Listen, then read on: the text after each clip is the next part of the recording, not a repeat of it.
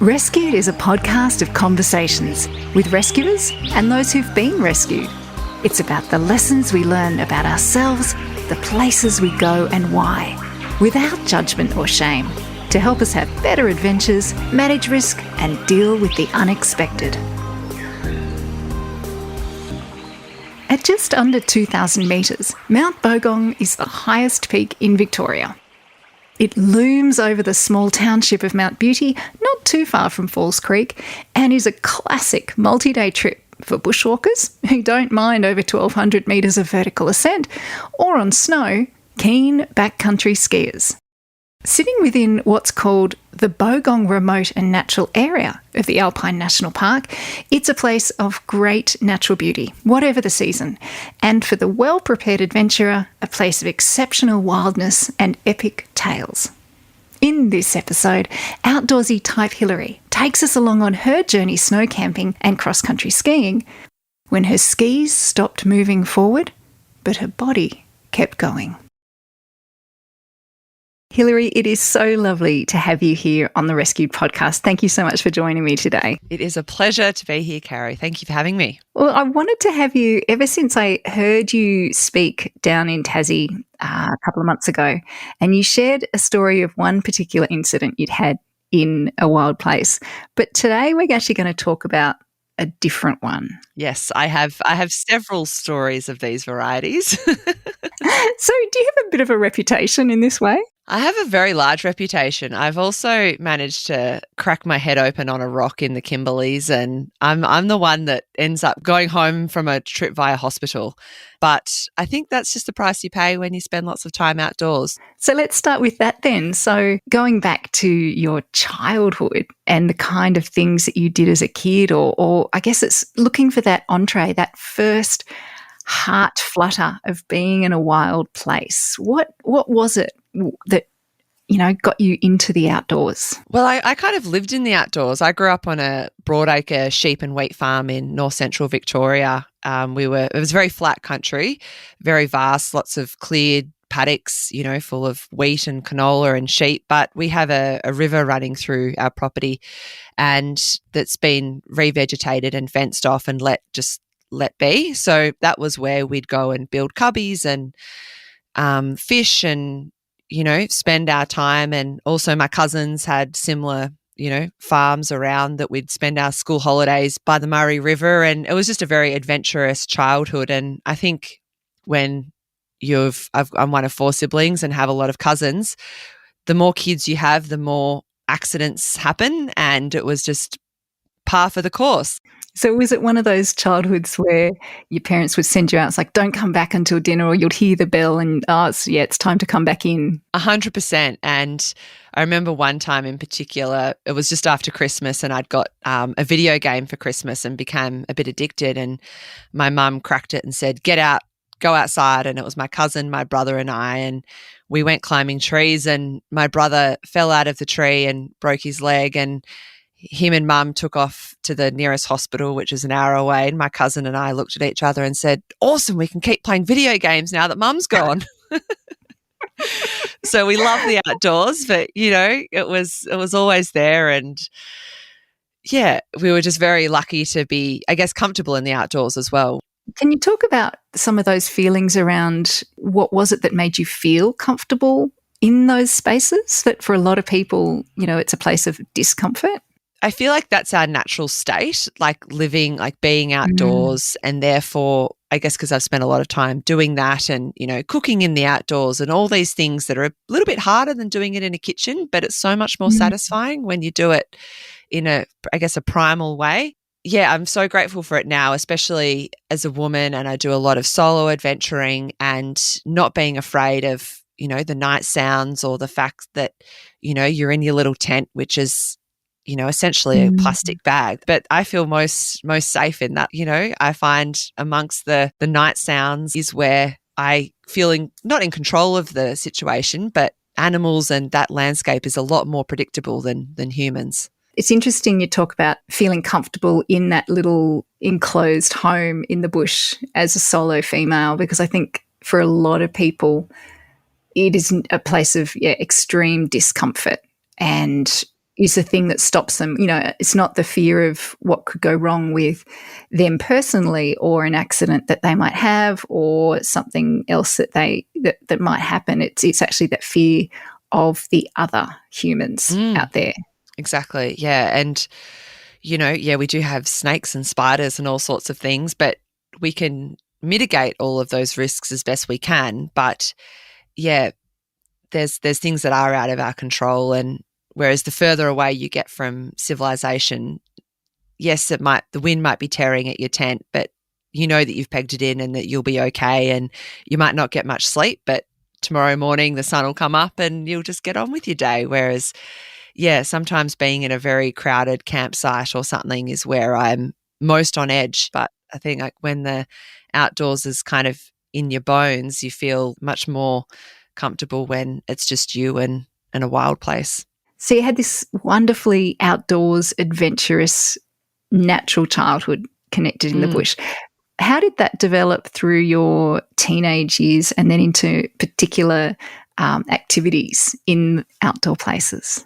Yeah, I was really lucky because I went to the schools I went to offered outdoor ed, and not as much as I would have liked, but I had the opportunities to be a leader on, like when I was in year 11 and 12, be the leader on year 7, 8 and 9 camps.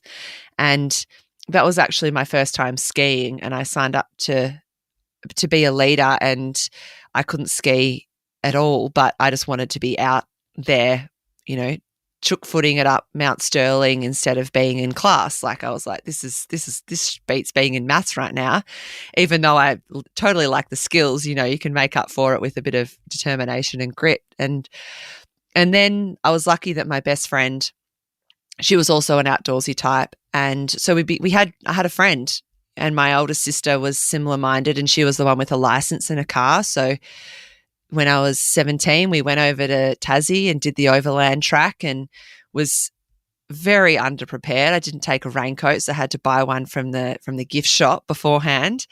And I think now I'm one of those people that, has all the gear and the dehydrated food. But from that point, we would always try and fit in a hike. Hiking was my main kind of activity. And then I discovered the sport of trail running and realized you can do a hike in a lot faster time. Because trail running as an activity seems to have this really amazing community around it in terms of different people doing it, all different shapes and sizes, all different ages, and it seems to be very accepting and inclusive. Is that what you found? I guess with any sport, often you kind of throw yourself into it, and then over the years you kind of pull back a bit and find a bit more of a sustainable way to be involved. And now I'm bringing more new friends to the sport of trail running. Like this weekend, I don't have any gear because I'm lending it all out to friends who are doing trail races down here in Victoria. But it's like, great, Awesome. Once you've got the gear yourself, you can share the love and encourage others to get out there and get amongst it themselves. So hiking was your first love, then trail running. And what else do you find you're sort of dabbling with? Got any other favourite children there? Other sports, I spent some time in Canada studying and learnt to ski over there, and loved that as a sport, and recently trying to get into surfing and also just all the things that go along with it, like first aid and navigation, and just the learning about weather and all the things that kind of add to these experiences. So you've got a lot of different activities and things that draw you outdoors that you love. How do these places that you do these things in make you feel? So not just the activity itself, but being in these spaces. What does it do for Hilary?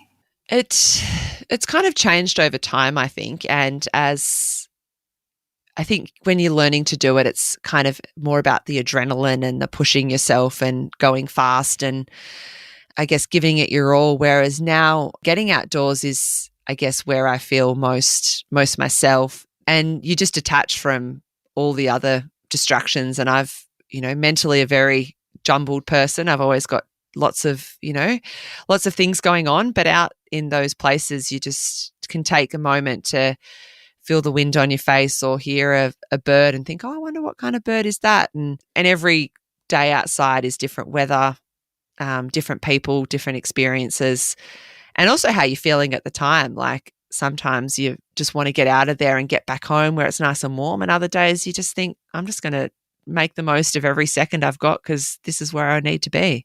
And feeling all the feels, feeling how your body feels, when it's freezing and you just want to be, at home, snuggled up. It's like, actually being out in weather is part of being out in a wild place.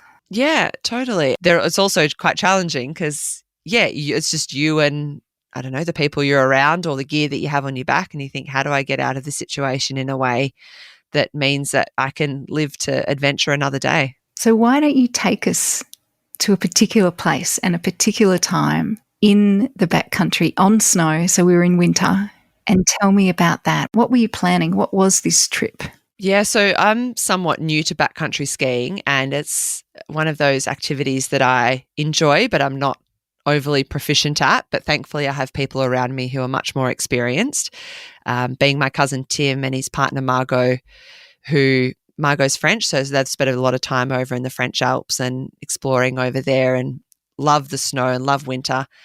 And I'm very happy to tag along with them and learn. In this particular scenario, it was August 2021, still mid-COVID. Like, we weren't in a lockdown at that time, but, we're kind of slingshotting back and forward. And it was that point in Victoria where whenever you had an opportunity, you wanted to grab it with both hands because you never knew when, the restrictions had changed and to be stuck at home.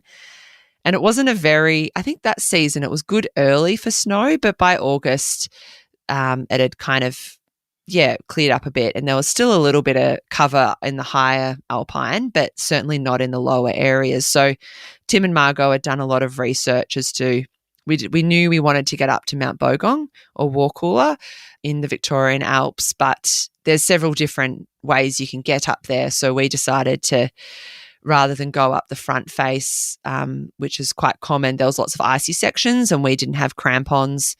And so we thought we'll drive around the back of Mount Bogong into a fairly isolated valley and kind of come up the back way along the AAWT.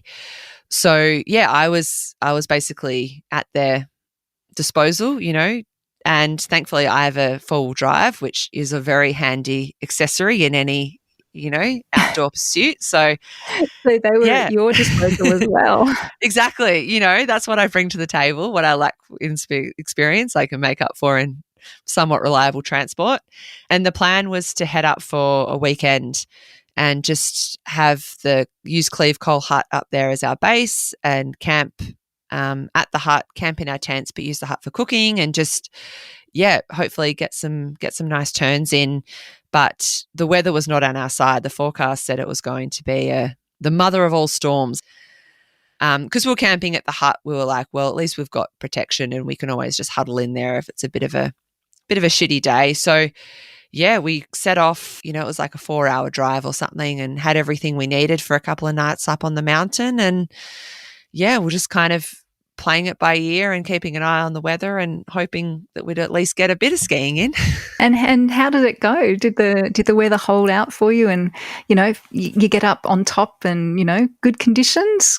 Heading over the back did mean that we got to avoid some icy sections, but the hike in was tough because we were in ski boots with our skis on our back, basically post-holing it in for a few K, where with every step and it was super icy snow, so you'd put your leg in and you'd pull it out and you'd kind of, I guess, graze your skin a bit on the way because it was super icy and it was like from knee to kind of thigh deep snow. It was a real trudge in, but thankfully it wasn't too far, like it was maybe 4 or 5K. And then once we got above the tree line, the snow kind of hardened up a bit and we were able to pop on the skis and kind of head down the valley and over a few hills to make it up to Cleve Cole Hut, where we set up camp for the weekend. And it's a beautiful stone hut. We've got lots of iconic alpine huts, but it's one of my favorites, and especially after this trip has become, somewhat special to me. Often in the afternoons it was good because the sun had come out and softened up the snow a bit and we had a bit more grip. And it's just, I love camping in the snow. Like, there's nothing quite like that. Speaking of a cocoon, like getting into your sleeping bag at the end of the day there's nothing beats it. Absolutely, absolutely. And did you have some of those clear skies at night? Yeah, we were super lucky. Like the storm managed to hold off basically the whole weekend, and I guess that's a lesson in itself. Is like, you know, you kind of want to listen to the forecast, but at the same time, it's not always right. So, yeah, we were super glad that we were up there, and while we were up there, Victoria went into another lockdown, and we thought, oh well, where else would you rather be? Like, we're up here, we're not going to, you know, cut our trip short. Let's just make the most of it, because knowing that, you know, we'd go home and be stuck inside for however long. Take me to the wrap up on the last day. So you'd been up there for a couple of days and you were packing up everything, packing up your tent, getting ready to head out. Take me back to that time. What happened next? Yeah, so it was Sunday morning, and we'd allowed a bit longer to get back to the car because we knew that it was hard going, and then it was quite a drive out of there. And so we decided to get going, kind of, you know, have a leisurely morning, but try and get going by about 9 to give us the whole day to get back to Wangaratta, which was, you know, probably going to take us quite a while. And, you know, you do factoring fatigue, and yes, we have been having a lovely few idyllic days, but, you know, you get tired when your tent's being whipped by winds all night and stuff. So we're like, let's give ourselves a good window. And the storm was still apparently looming. So we're also like, while the conditions are good, let's make sure that we're getting out of here nice and dry and not dealing with rain or snow or whatever it might be. And so the Cleve Coal hut's on top of I was just off a ridge down into a valley. And because we'd already come that way, I knew the trail and knew that we'd be going down along a creek and then up another incline.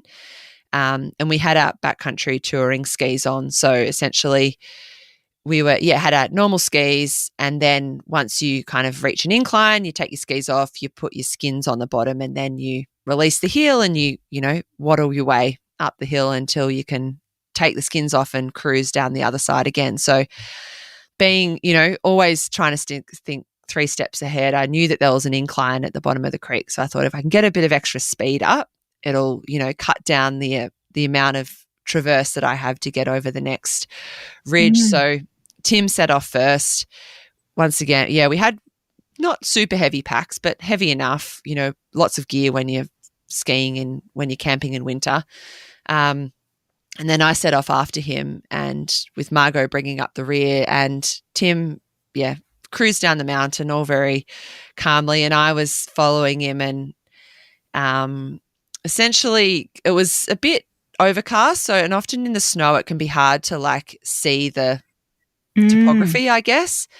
And the definition of shapes exactly. And it all kind of becomes a bit fuzzy and hard to tell. Anyway, I hit a bump and was like, "Ooh, where did that come from?" And kind of had a bit of a wobble, and then managed to kind of regain some kind of control, but then hit another one and had a complete yard sale, as they would say. I think having my pack on my back kind of threw my weight off a bit. Had I not had a pack, I might have been able to recover, but that makes it, you know, when you got 15, 20 kilos, it obviously messes with your balance. And I just went head over heels and tumbled a few times. And one of the key learnings in hindsight was always check your gear before you go, because I'd been borrowing these skis off a friend, and we'd been skiing earlier in the season up at Mount Hotham where there was 30 centimetres of fresh snow.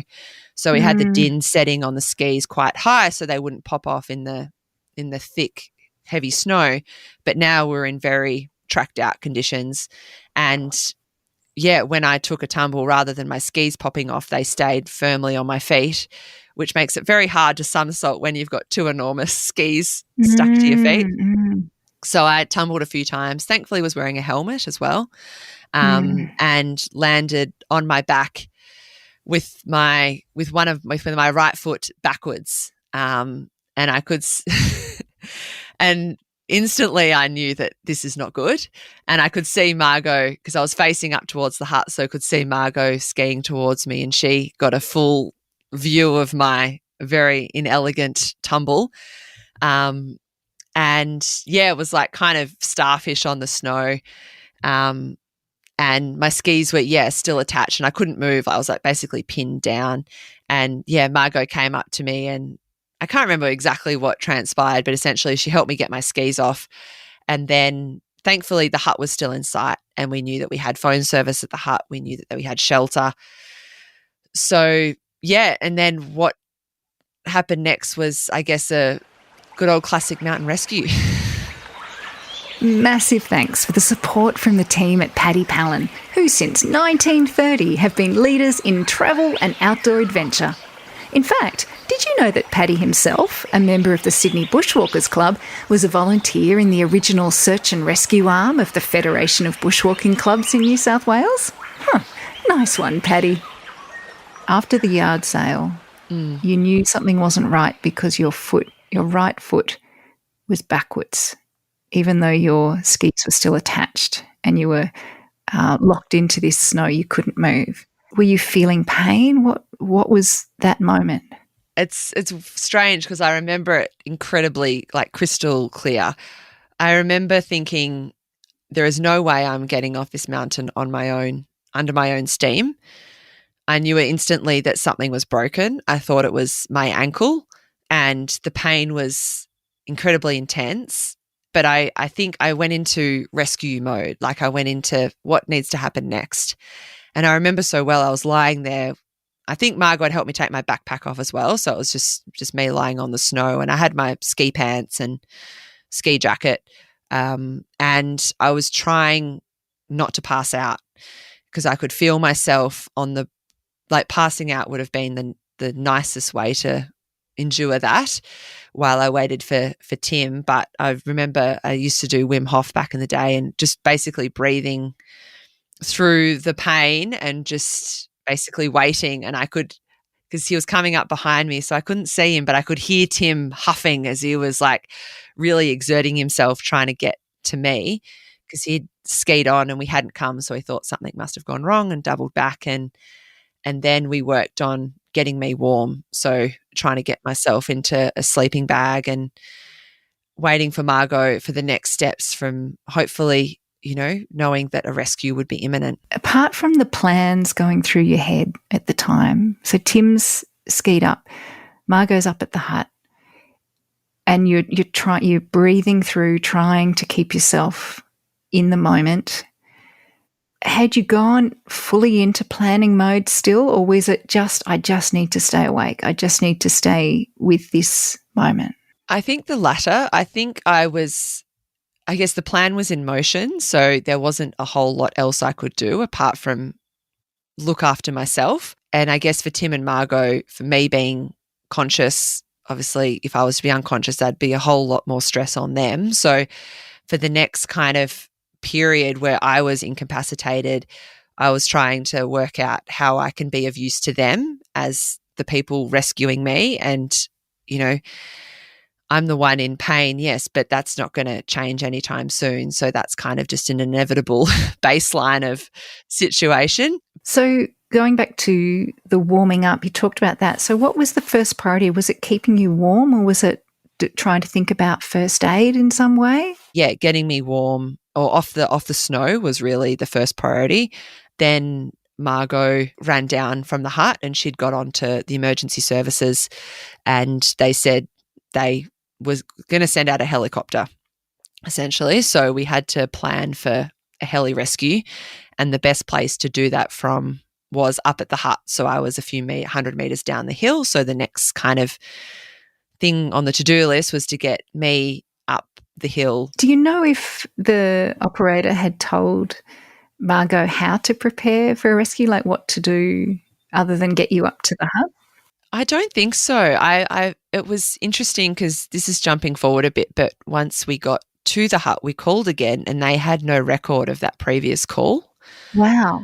Yeah, and they were like, they kind of was like starting from scratch, but then that was a miscommunication and turns out the helicopter was already on its way from the original call. So yeah, there was a sense of dread there, being like, oh no, like it's still, several hours away. And Tim and Margot would kind of go off to the side and have a little huddle. And how did that make you feel when that happened? I think I was comfortable because they did it in a way that was they'd come up with the plan and then present the plan to me. It was kind of like, this is what we've decided is best. Do you agree? Pretty useless at this point. So they brought the sled down, and I remember getting into the sled was awful because my foot kind of disconnected from my body in the sense that it had to be physically moved because I had no control over it. How did you deal with that pain? Like, what did you do? Where did you go inside your head? Or were you able to go anywhere inside your head? It was funny because every push was progress, but every push was pain. So I just focused on the progress bit and was like trying to be like a little cheerleader for Tim and Margot, being like, great work. Because I could hear them physically exerting themselves, like heave-ho kind of vibes from them trying to get me up and, sweating and you're still in the snow and they'd stripped off because, it's hard work and I'm just kind of lying there completely useless. So the huffing and the puffing and the cheering on from you, unbelievable.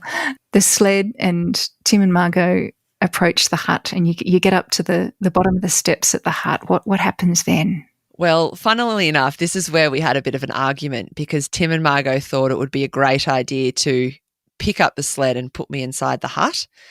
And after the excruciating experience of getting up the hill, I knew that they wouldn't two people lifting one person is not enough.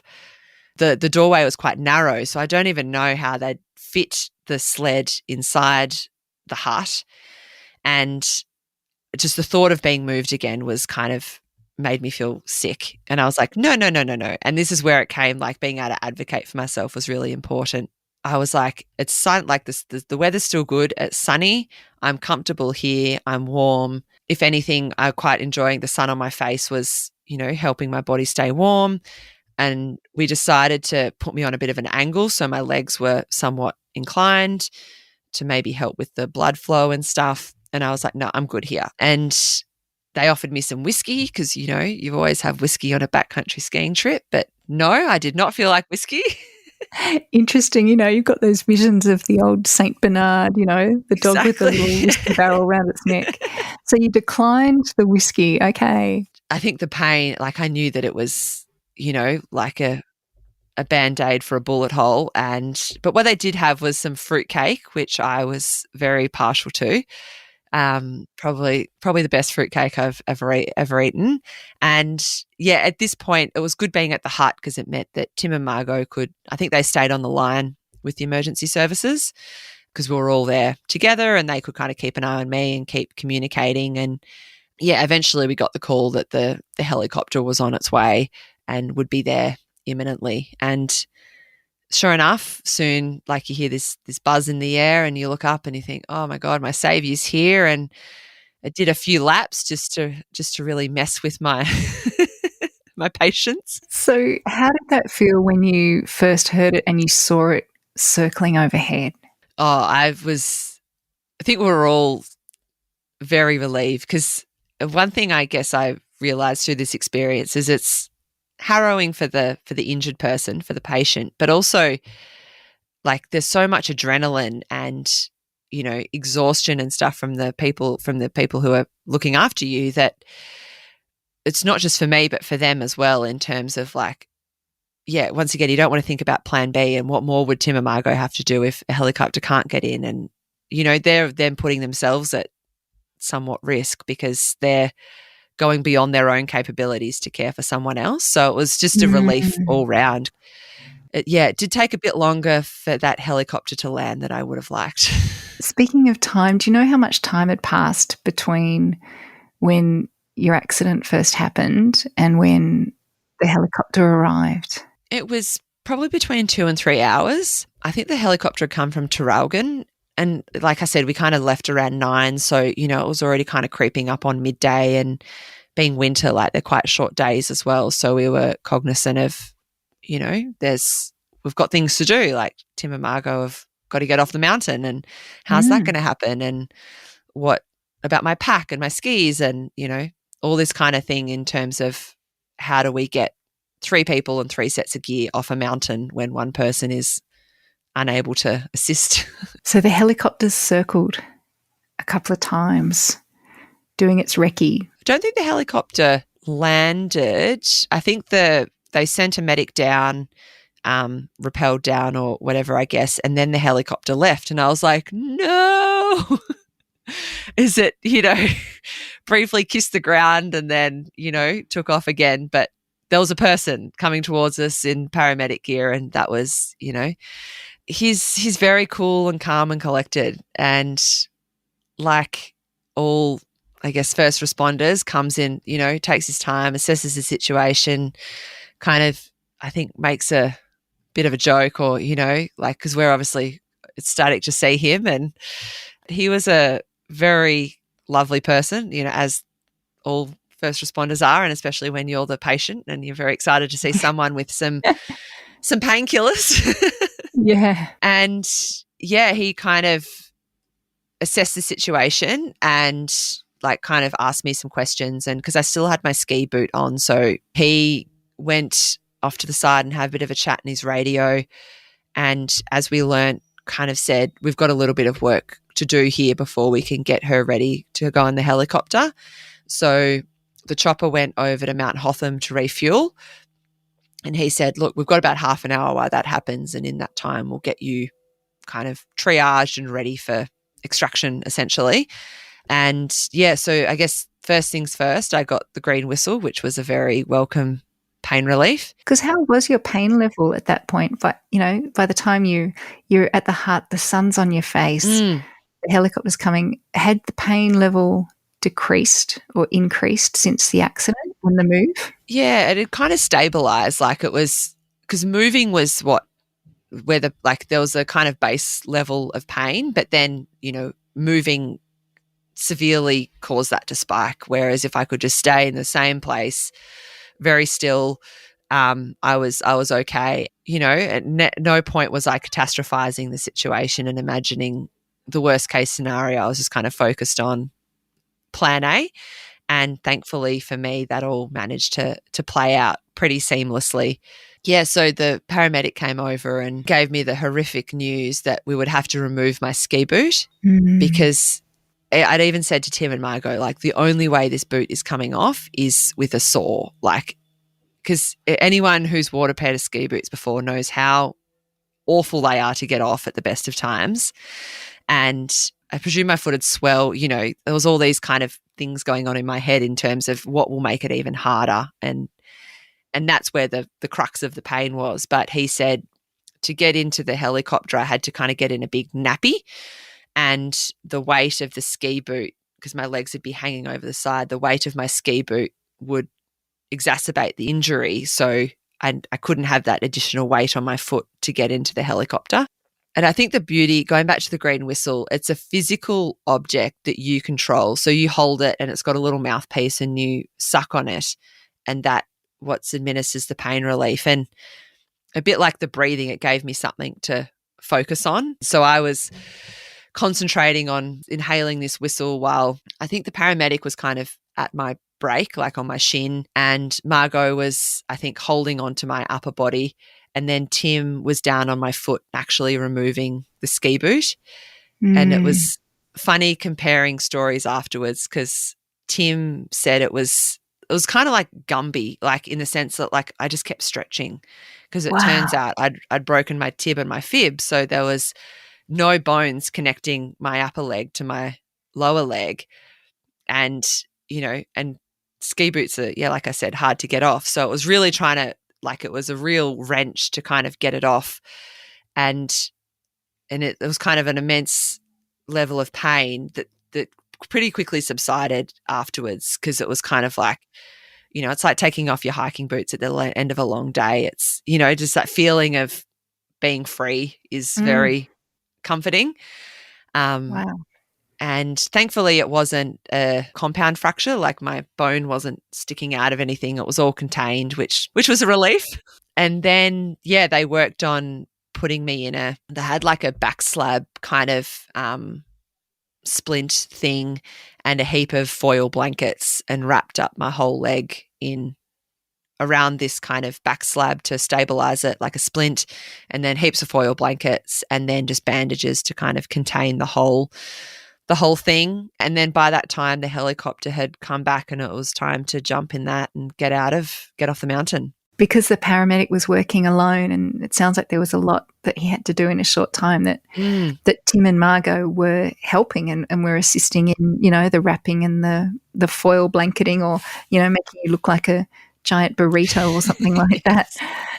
So they were very much hands-on. Is that correct? Yeah, they were. And I think it was quite difficult for them as well, because they know that they're causing me pain, but it's inevitable, like it has to be done. But it's that kind of conflict of, well, there's no other way around this. And to ensure that we can get her extracted ASAP, we've got to, really wrench on this ski boot and make sure it comes off. So you've been wrapped up. You're in this giant nappy. You're winching up into the helicopter. Do you remember anything of that ride? Kind of. I've got photos of it, and I was like, make sure you get some snaps of this. Very important. Now, are you comfortable sharing some of these photos with us? Oh, totally. Yeah, happy to. Like, it's quite an amazing land. Like, you've got the white snow and then the beautiful kind of grey snow gums, and then this bright, red and yellow helicopter kind of just totally, dominating a landscape. And then little me, and yeah, because I was attached to the paramedic, and we'll kind of, I guess, like you would if you're bungee jumping, but up onto a helicopter. And Tim and Margot were on the ground pinning down the crate that I was in, because they kind of wheeled me over on that to underneath the helicopter. And then we got winched up, but it had to get, low enough that we could then jump into it. And yeah, so they're kind of like amongst the turbulent, rotor blades and snow, and everything's being whipped up. And yeah, and then it was kind of a bit sad, because it's kind of like, well, I'm fine, but what are you, like, what's your plan? Like,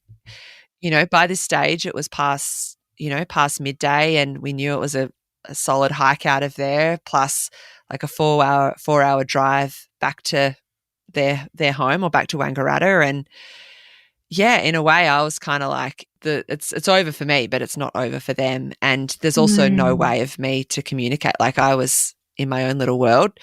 But yeah, you just kind of hope for the best for them, and be like, thanks, bye, good luck, as I sail off into the sunset.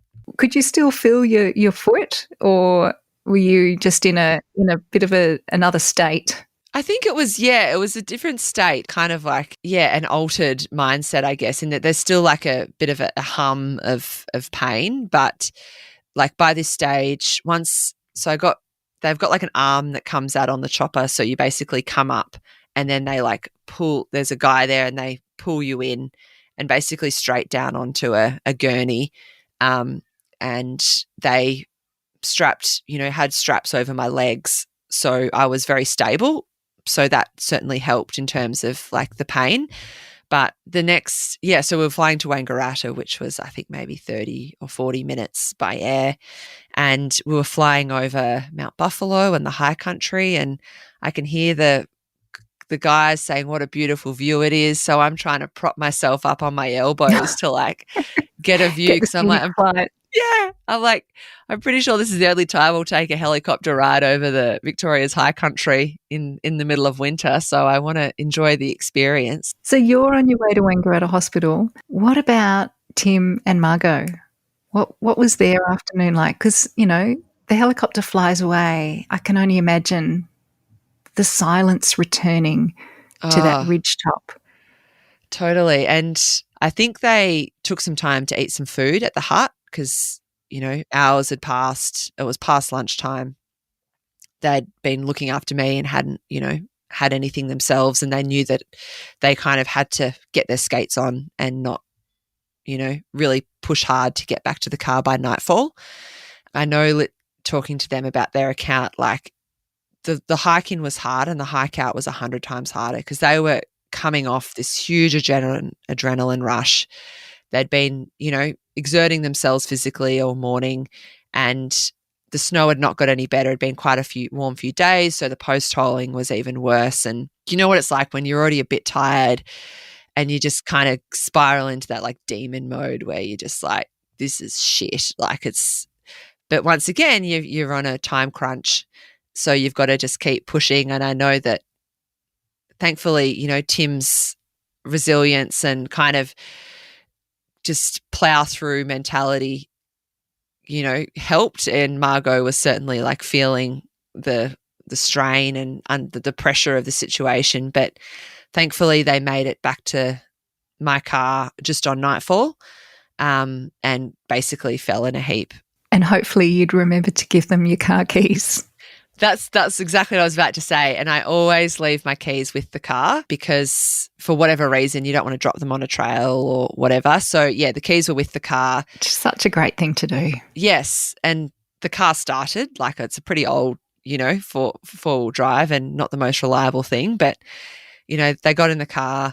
They were able to get warm and just be on the road and have that sense of progress, I think, even though it was a long drive ahead of them. And they were out of service this whole time because they were in the back of so it wasn't until a few hours later that they came back into service and were able to text me and say, we're at Wangaratta eating McDonald's because it's the only thing that's open and we're so hungry. Oh. So they're sitting in Macca's and you're sitting in Wangaratta Hospital. Yeah. That was a bit of an ordeal in itself because I got helicoptered to the airport and then jumped in an ambulance to get to the hospital. And it was quite a nice day on the ground. It was maybe mid-20s or low 20s. And I got to the hospital and my whistle had run out. Oh, no, not the whistle. I know. But then thankfully they sent a nurse out to put me on a morphine drip in the ambulance. So by the time I got into the hospital, I was okay. And then the whole, I guess, process of surgery and x-rays and all that kind of stuff started to unfold, which was like another kind of 24-hour ordeal. Do you have a personal story about an incident or time during an outdoor trip when something didn't quite go to plan? Maybe you got lost, injured, let down by some gear, or something else. Look, honestly, it can happen to any of us at any time, regardless of how experienced we are. And it's by sharing these stories that we can all learn and help avoid them in the future. If that's you, I'd love to hear from you. So please, drop me an email to rescued@lotsoffreshair.com. That's LOTSA, freshair.com.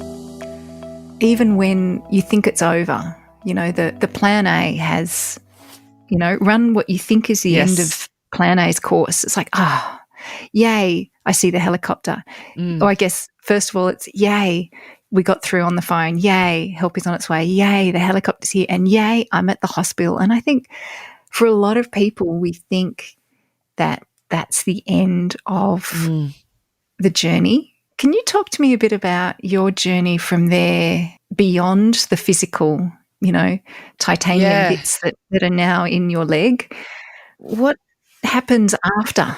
In a way, that was, I'm not going to say hard, like it's hard to say what was harder, but it was incredibly challenging because they essentially set my leg overnight and put a cast on it. And then, because it was Sunday, so they were like, the surgeon will be in tomorrow morning and you'll get surgery in the morning.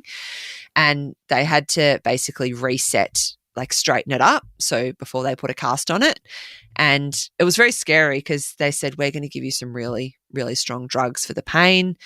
And they can have adverse effects where they kind of freak you out. So you've got to think like happy thoughts.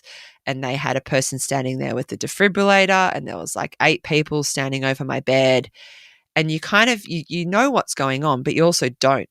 Like, I'm not a doctor and this, and you kind of like, you say it's going to be fine, but what I'm seeing is a lot of people and, you're standing there with the paddles ready to go. I'm like, what is actually happening? And, everything did go as planned, but it's very scary when, you're just kind of putting your faith in the people around you. And then I made the mistake of asking, okay, well, what does this surgery involve?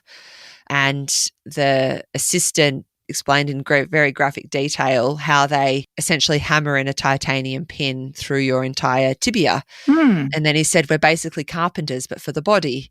And I'm just kind of lying there being like, I kind of feel better for knowing, but I'm also petrified, like it just how brutal the process is, and imagining, the trauma that, like, you're in pain from breaking it, but then essentially what they have to do to fix it is equally as, traumatic on the body. And as someone who is always focused on, okay, what's the recovery period? When can I be walking? When can I get back outdoors? You just kind of think far out, like, the worst is yet to come in terms of what will prolong that recovery period.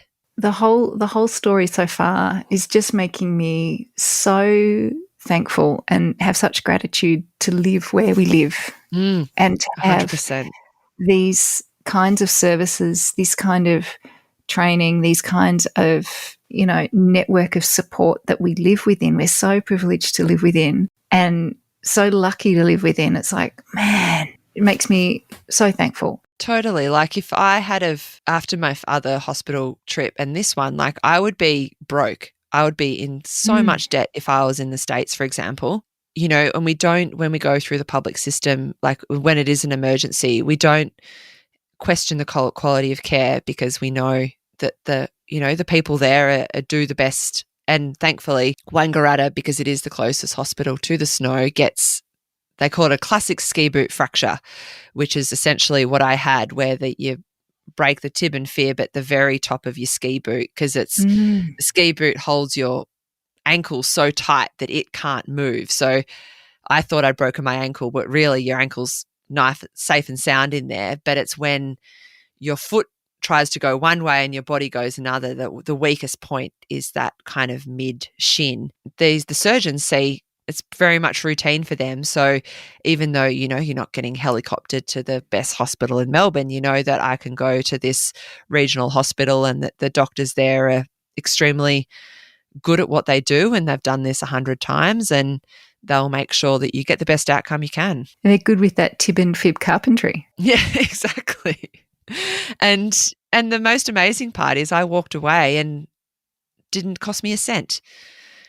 All of that, from the helicopter to the ambulance to hospital, like I had to fill my prescription at the pharmacy afterwards, and that was my only out-of-pocket expense, which is mind-boggling. Mind-boggling, and you have ambulance cover. And I think this comes as a massive surprise to a lot of people, that we all think, we have this amazing public system of ours and we have this amazing Medicare.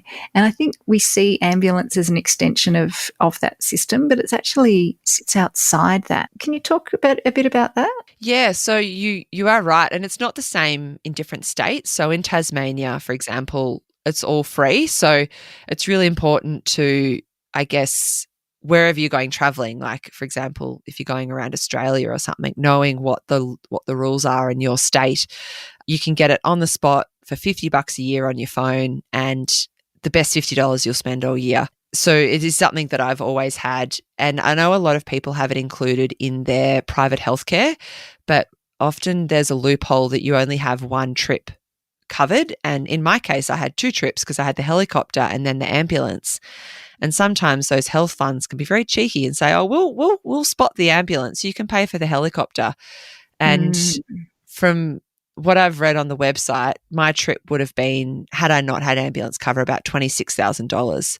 Wow. $50 versus 26 grand is a vast difference. And to be honest, when I was lying flat on my back with my foot backwards, my first thought was, call the chopper. Like, I know I'm covered. There's no two if or buts about it.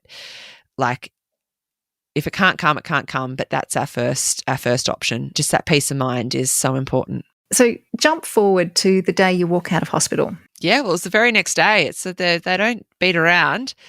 And that was I didn't walk. They never let you walk, I've learnt. They always make you get a wheelchair to the front door, because while you're in the hospital, you're their patient. And even when I burnt my foot and I was very adamant about using my crutches out of there, they said, no, as long as you're under our roof, we are taking every precaution for your health and safety. And basically an orderly will escort you out to the car park in a wheelchair. And then from there you can hop, skip or jump away, but you're on your own. So in my case, it was straight into the back seat of the trusty Land Cruiser, the four-wheel drive, which my parents had, in a crisis, as family does, gone to Tim and Margot's, caught up with them, got the car back, came and picked me up, and the hospital had dosed me up with painkillers because they knew it was going to be a bit of a bumpy 2 or 3 hour drive back to my parents' place where I'd spend my time recuperating, because I usually live on my own, but that was with stairs and all that sort of thing. So it was kind of, that was the plan for me to head back and stay with my parents while I was, in those initial stages of recovery, which when you get the reason they now for most broken legs is put a titanium rod through your tibia is because you can kind of be up and moving pretty quickly.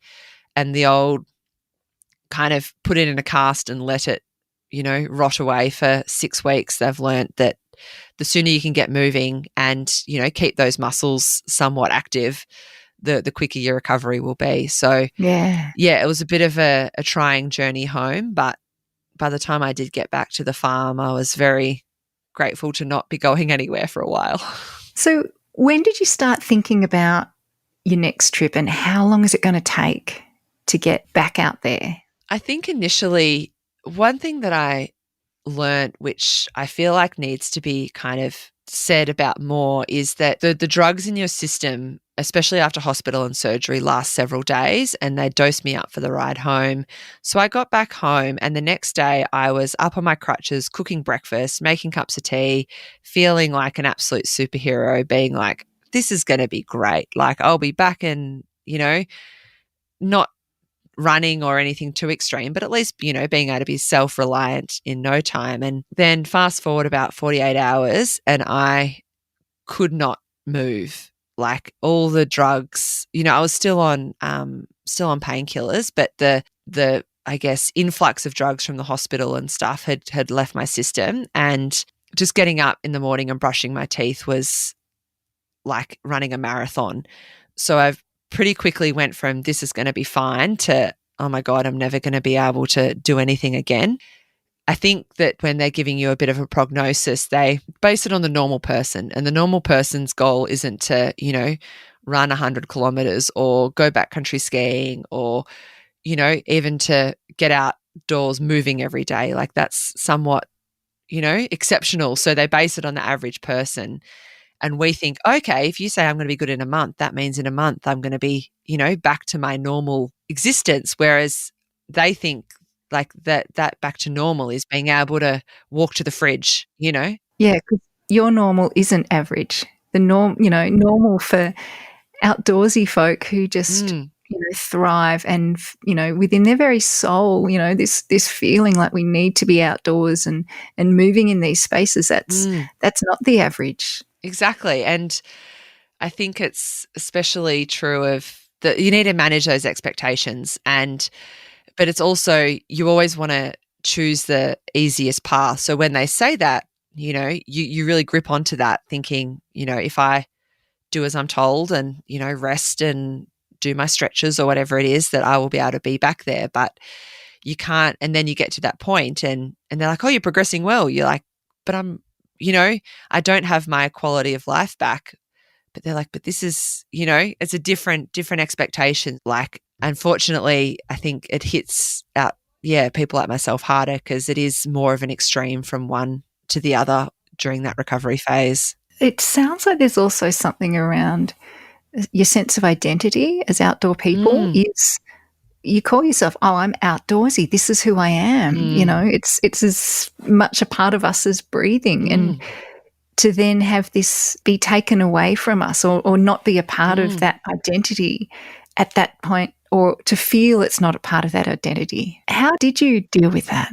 I think it was interesting because I found that I'm usually someone who kind of, a bit like you, Carrie, lots of different things going on and you kind of jump from one project or whatever to the other. But I found that in my recovery, my energy levels were so low that I had to be really either in recovery mode or in like productivity mode. And there was a bit of both, but I found that I had to put boundaries in place in terms of like work meetings and really like managing my time really explicitly, so that way, because I couldn't always be on like I am normally, because you're kind of trying to be who you are normally, but that takes a lot more effort because you're really putting more energy into keeping up a conversation and being a personable person. But it's also hard to, I guess, articulate to people, and you don't want to be explaining to everyone, look, I'm not feeling great. Like, surely it's expected to some degree. You've just broken your leg, but until you've been in that position. And now I'm a lot more conscious of friends of mine who have surgery or hurt themselves, to be more connected to them and allow them to take it slow. And everyone's kind of trying to rush you back into wellness, but it is just a process that has to play out. Let me ask you, so for other people who may find themselves in that situation, find themselves at the start of a recovery journey, not the rescue journey. That's just plan A. That's just that just plays out. But for people finding themselves at the start of that recovery journey, as they get wheeled to the door of a hospital, what would you want to say to them? I think it's hard because I know it's different for everyone. And for me, it felt like a very lonely experience, because I was back with my family, which is very, you're happy to be yourself, your grumpy self around them. And there's a sense of, just being able to feel somewhat relaxed, but you are isolated. Like, I couldn't drive for 3 months, I think. And for me, driving is, how I see people, like, and how I get places and that sort of thing. And that was a real milestone for me, to be able to have that independence back and go back to living on my own. But it's just, I guess, trying to be kind to yourself and saying this thing takes time and it can't be rushed. But then I pulled out an old exercise bike and would get on that for 10 minutes a day and, find other ways to kind of to move or to, I guess, satisfy some of that need to be in motion and to get moving again. And I remember the first time I went on the bike for 5 minutes, I felt like I'd accomplished something enormous, because it was those small things that seem so far away. But then, each kind of inch by inch, day by day, you achieve more. And I remember taking a photo or something of myself. I went out to the veggie garden on my crutches, and I hate crutches, like they're so uncomfortable, to pick some spinach for breakfast. And I was knackered, like, and just that feeling was so unusual to me. But it's trying to remind yourself that it's not forever. It is a process. You've just got to, give yourself time and grace to feel that way, and also to feel shit. And like, everyone's trying to be like, oh, but, look on the bright side. And you're like, I don't want to. I just want to be angry. And that's okay as well. Like, absolutely okay. So what about you, that first adventure back out? What was that? One thing I did do when I was stuck on the couch was bought myself a pair of the Ferrari of running poles, because I knew that if I wanted to get out there again, poles are incredibly helpful, especially when you're recovering from a leg injury. So I think my most memorable day back out there was, I was quite close to the Grampians where my parents live. So I went out there, and I think I just did a day trip. I did 2 sections of the Grampians Peaks Trail in one day, from Roses Gap back to Halls Gap. And it was so hard.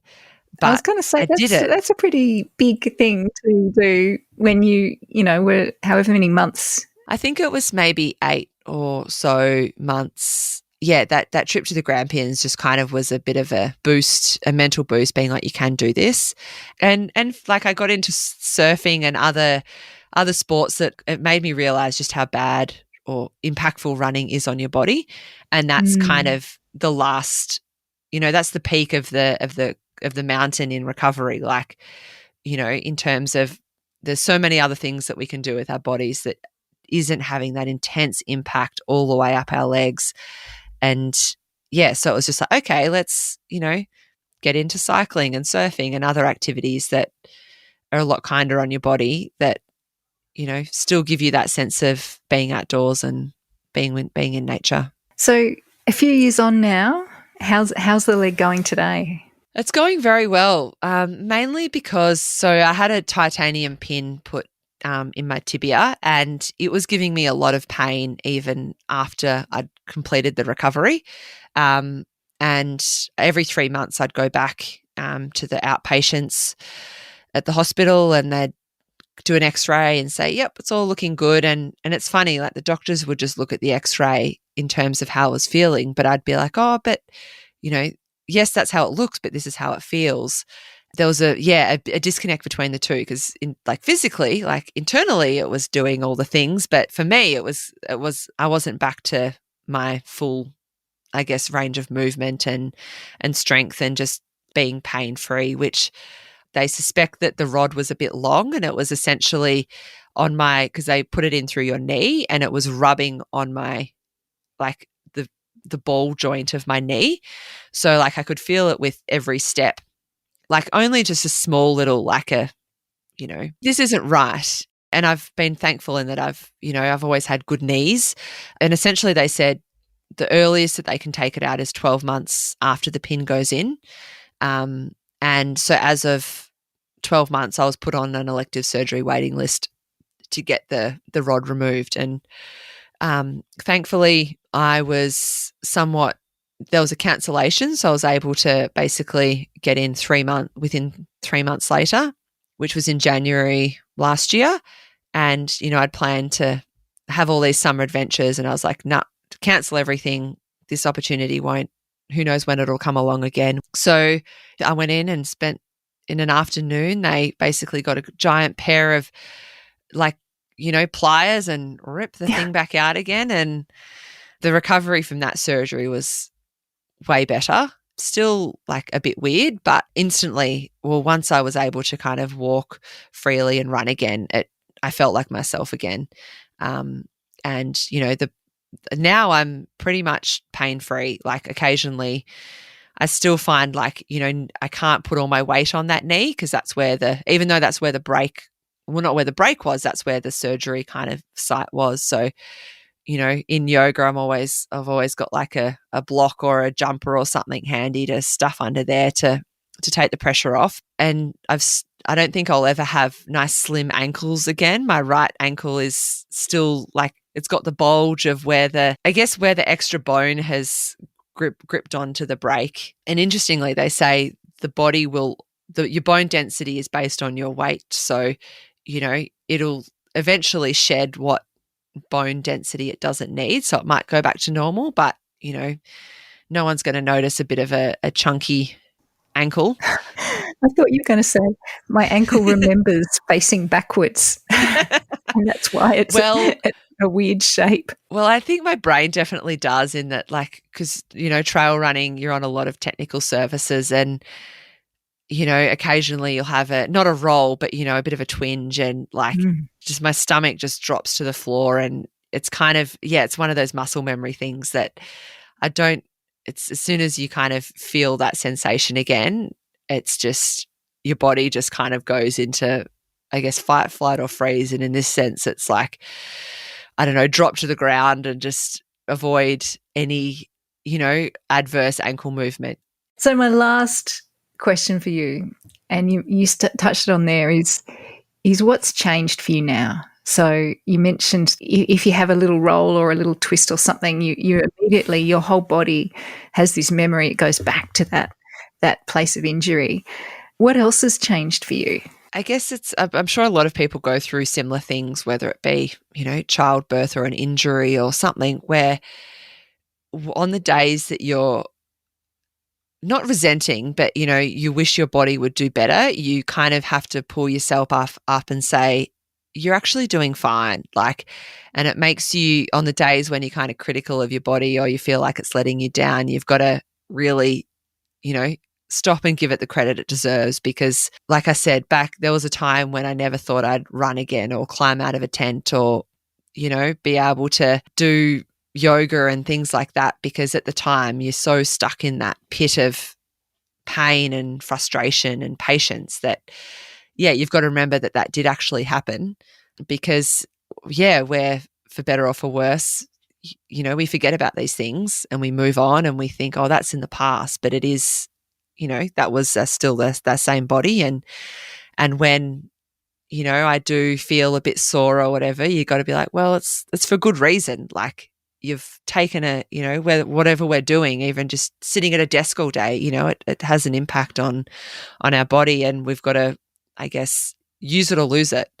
And I've tried to be better at, when everyone says you need to stretch before and after a run and stuff, but then you get into it and you're like, who's got time for that? And so I'm trying to be a lot more diligent in incorporating what we would call like recovery into everyday life, and not just doing it when we have to, but doing it as well as, whatever adventuring we're doing, so we can be fitter for stronger and keep having these adventures for as long as we can, and appreciating what we've got, because we are, not only do we have a great health system, but we're in very capable bodies that are capable of so much more than what we give them credit for. And especially around, I guess, body image and expectations and stuff, it can be easy to compare and, look at other people and think, oh, if only I did that or ate that or run as much as that person. But it's like, no, we're all running our own race, and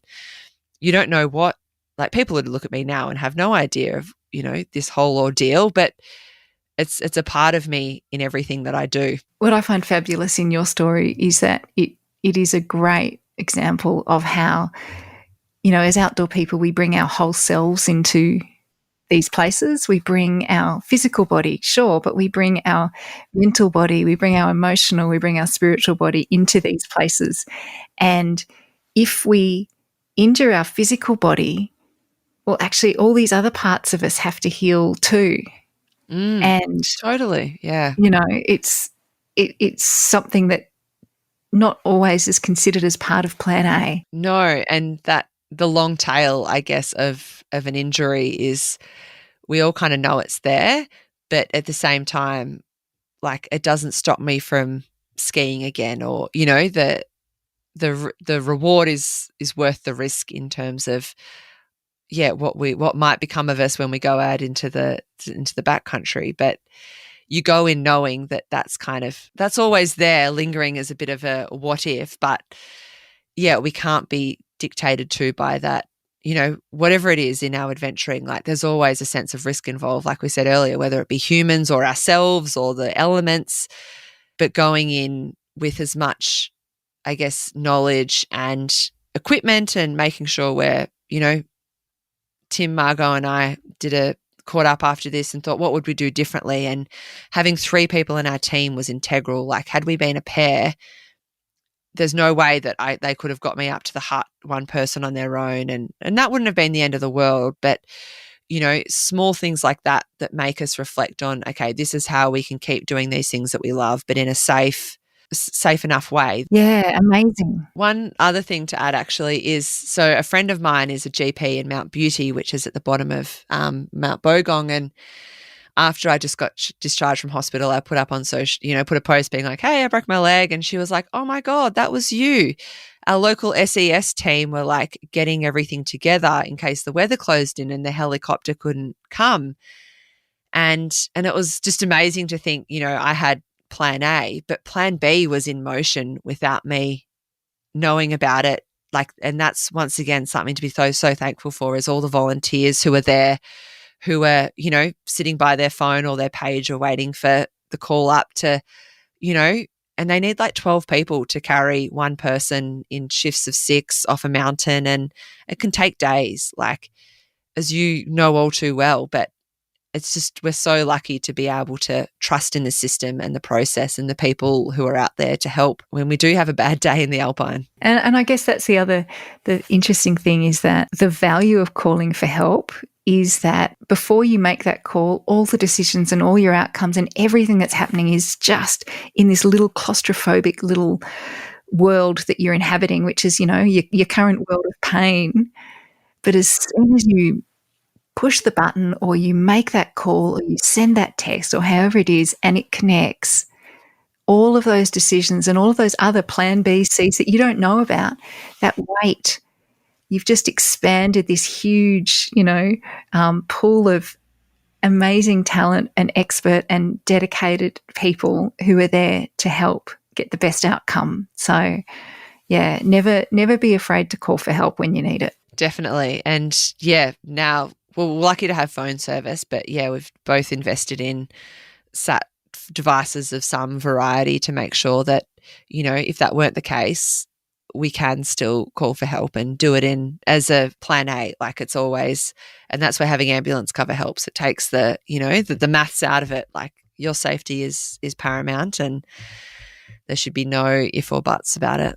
For something as easy as what, $50 a year or whatever it is. Cheap at even double the price. You know? Exactly. Great talking with you, Hilary. What's your adventure? What are you going on next? Well, I've leaned hard into the surfing realm, and I'm off on my first surf trip. So heading over to the Maldives, just for a bit of change of scenery, I know, and Sri Lanka. So going over there to do some surfing. And that in itself has been a very humbling experience. I am by no means a good surfer, but it's been a good lesson in trying something new, you know, in your mid-30s and having to persevere. Like if I hadn't had this trip booked in, I probably would have given up a long time ago. But there's something to be said for, you know, booking something in outside your comfort zone and having to put in the time and the effort to prepare yourself as best you can, and then just see what happens. Just give it a nudge. Exactly. Well, awesome. Have a fantastic time there. And thank you so much for sharing your story. How do people connect with you or to learn more of your adventures and things you get up to? Yeah, so I do, you know, like to take photos of me getting winched into helicopters, all which can be found at Hilary McAllister _ that's Hilary with 1 L, McAllister with 2, on Facebook and Instagram. I do, love using Instagram. And I also do a bit of writing for We Are Explorers. And yeah, you can find stories about this accident and others and times when things have gone right and things have gone very wrong there. So I love getting out and having adventures, but then, you know, sharing the aftermath or the experience with others as well. Great. Awesome. Well, thanks so much, Hilary. All the best for your trip. And I can't wait to hear about the next time it goes right. Thanks so much, Caro. It's been awesome. The Rescued podcast is produced on the unceded lands of the Gundungurra people of the Blue Mountains of New South Wales. I pay my respects to the elders past and present and acknowledge their enduring connection to and care for country. Special thanks to our sponsors, Paddy Palin. This has been a Lots of Fresh Air production.